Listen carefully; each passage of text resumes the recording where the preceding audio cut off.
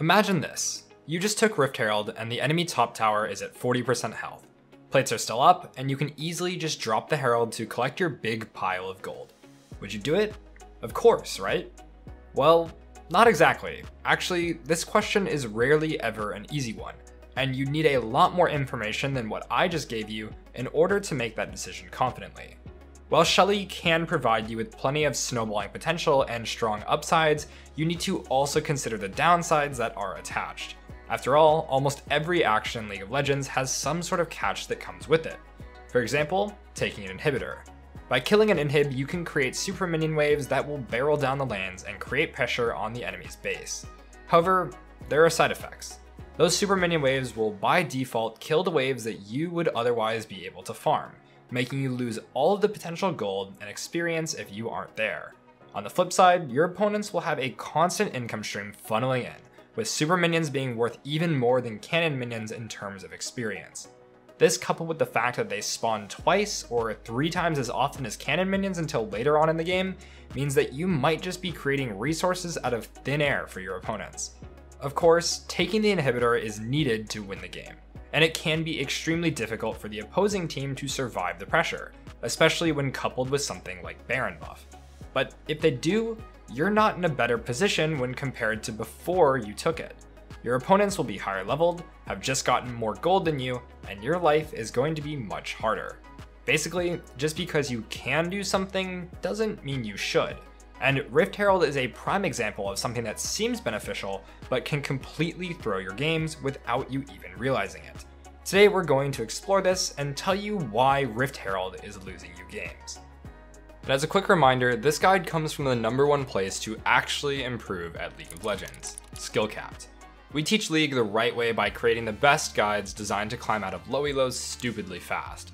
Trying to mimic pro play or high elo streams will only slow you down, as they don't show you how to exploit low elo like we do, which is definitely necessary for carrying teammates from hell.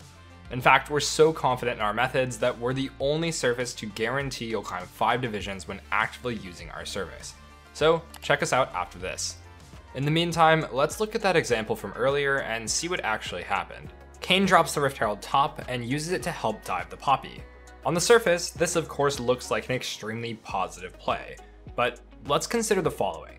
When you take the enemy tower, it allows them to farm and catch back up in an extremely safe and easy to access place. This footage is from a coaching session I was doing live with a Fiora player, and she started losing the 1v1s in a hard lane after getting ganked. Losing all of the tower plating and the tower itself to Teemo doesn't seem all that great, but listen into what I told him here. Okay, just freeze this. You can even look to move to help your jungler here, but there's no reason to contest camps here. He's not even going. Yeah, just let Teemo like lose all this farm forever and just focus on getting as much CS as you can here.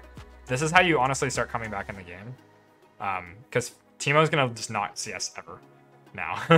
This wave is terrible. Yeah, you just can't farm ever. Once this wave dies, or your wave dies, just kite this and pull it up and freeze. Yeah, so like tank the aggro. Tank the yeah. Over the next minute and a half, Teemo doesn't get to farm anything. Because Fiora knew to freeze this wave here, he would have to significantly overextend in order to gain access to his usual source of gold and experience. Without a tower to make the wave bounce back, he's essentially just starved himself out of the game, unless he can keep the pressure up and use it to snowball somewhere else. And when was the last time Teemo farmed anything on the map? It's been like a minute and a half, maybe. Yeah. Of course, the reason why Teemo can't come here is because his team doesn't have the required vision or pressure around mid lane to support it. The second he does show up, Kayn is easily able to rotate over and pick off the free kill. Watch as Fiora's entire team is able to easily move through river to cut off any of the backup that could be sent and also stop Bard's escape. When I first told him to freeze, he was down 25 CS and a level. It's 1450 in the game and Teemo currently has 88 farmed. Fiora was down significantly, but if we look ahead 3 minutes, Teemo has only gained 5 CS, while Fiora has now completely caught up and is even in farm and level. Teemo went from winning and gaining tower plates and gold continuously to a complete dry spell, and Fiora ends up turning this game around to eventually outlevel Teemo by 4 levels at the end of the game. So in Kayn's case, what do you think happened? This Rift Herald does end up crashing onto the tier 2 tower, but watch the wave. Poppy occasionally comes to farm here and there, and without even having the knowledge that she could freeze this permanently, when does the enemy top laner even ever come to farm this? Or for that matter, when does anyone on the enemy team even have access to this in order to get the resources? Well, just about a whole 3 minutes later goes by and someone finally comes top to catch the wave. If we look at the average amount of gold per minion wave around 15 minutes, we can math out just how many resources an enemy laner can stand to lose in those 3 minutes. Let's simplify the math here so my poor brain doesn't have to think that hard, and say that minion waves on average at 15 minutes are about 150 gold. Minion waves spawn every 30 seconds, so 150 times 6 is 900 gold, or 3 kills worth. That isn't even factoring in the more important thing, which is the experience, and when a level is worth around 600 gold in stats alone, bump that number up quite a significant amount, closer to around 6 kills if you miss out on a level and a half. Poppy went from being down a level to up 1 on her opponents, and her team went on to easily close out this game. If we pull up the scoreboard, first take note at how much Udyr struggled even after being up 1500 gold in the early game. Now, let's look at a huge reason why Poppy's team was successful. Their mid laner having by far the most farm out of anyone in the game. Mid tier 1 still being up at 20 minutes is a control mage's dream, and it means he's easily able to access CS that he would normally have to struggle to get safely.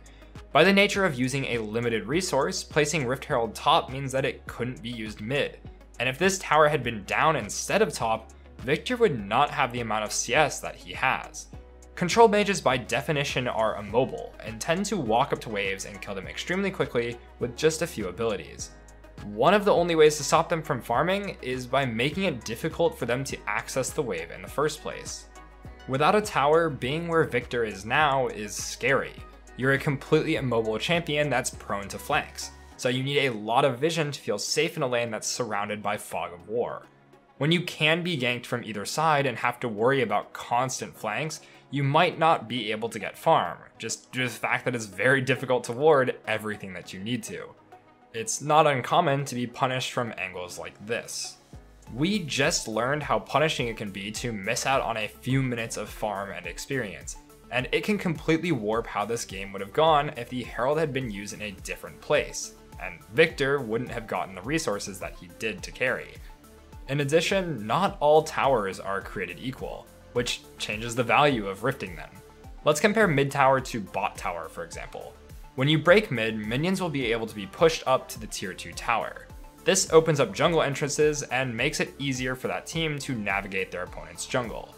In the case of mid, it's an extremely high traffic area that you can cut off. Your opponents won't be able to move through and flank you if you're in their jungle like they would normally if they still had their tower. Minions will alert you of their presence, and you'd have ample time to react if you saw them at their tier 2 trying to do a similar maneuver. Oh yeah, it also works for the other side too because mid is connected to both sides of the map. You do get twice the value out of mid tower by having it be down. If we look at bot, it's much harder to flank, even with the tower up. The terrain doesn't lend itself as well to preventing your opponents from escaping because they can always run out towards mid. So you get way less value out of having the bot tower down because preventing this route isn't nearly as impactful as preventing your opponents from using mid lane. On top of this, there's that freezing problem we've already seen in this guide. By taking a tower, it does make it harder for you to get the farm afterwards. You have to overextend to reach it, and it takes longer to bounce back to you. However, mid is a much shorter lane than top or bottom by comparison. It's very difficult to freeze for long periods of time because you never have to overextend as far in mid to farm. This means it's easier for both sides to access, and a large downside of taking top or bot tower is alleviated in mid just by the lane being shorter. This doesn't mean that rifting a side lane is never correct. While bot lanes can and definitely do freeze their lanes after towers fall, we have to remember a big distinction between bot and top: a support. Having an extra person freed up to be capable of lane swapping and moving around the map to break other towers means that you're way more likely to be able to punish that ADC freezing bottom by wrecking their other structures around the map and taking other objectives. Ultimately, the follow-up to what happens after the rift is what matters. If your support now has the ability to get vision all across the map due to not having to lane anymore, and can participate in fights without worrying about their ADC getting dove, you're going to start winning everywhere else, which offsets the negative of having their ADC get easy farm. The main rule of thumb is that Rift Herald needs to open up a play that wasn't possible before, not speed up an existing one. Using Rift at the 1340 mark right before plates go down will get you extra gold before it goes away forever, and this would count as creating a new play. But I see plenty of times that Rift gets dropped as an afterthought. In this game, Lee Sin takes a fight at 1530, just a minute after plates have gone down. His team wins, and then right after he drops Herald and heads to Dragon. But this is not a great use of the Rift here. There's no plates, and this doesn't even net him any immediate gold to help snowball with. Something like making progress on breaking mid tower would be much more beneficial in terms of map control. After all, it's better in general, and Dragon is going down, so bot side control is going to be extra useless for roughly 5 minutes until the next Dragon is coming up. Or he could even use it top to get some extra gold by killing the tower. He has 2 more minutes that he can still drop Rift, and oftentimes the pressure of holding onto it can allow you to make some incredibly strong counterplays. You don't even need to break a tower completely for it to be a good use. Take this Lilia game for example. She does just secure Rift and then runs mid to use it right away, but it's because there are 4 members of the enemy team bottom that she does so. This secures 3 plates that normally wouldn't be gotten, and also forces her opponents to react to her, even though she didn't get the whole tower. If she hadn't used this, Swain and Volley wouldn't need to be mid to defend, and could look to take the entire bottom tower after the fight as their reward. The Rift in this case created a new play, and she even could have kept going had her opponent stayed bot. Leaving towers up and just using the Rift primarily for gold can open up plays too.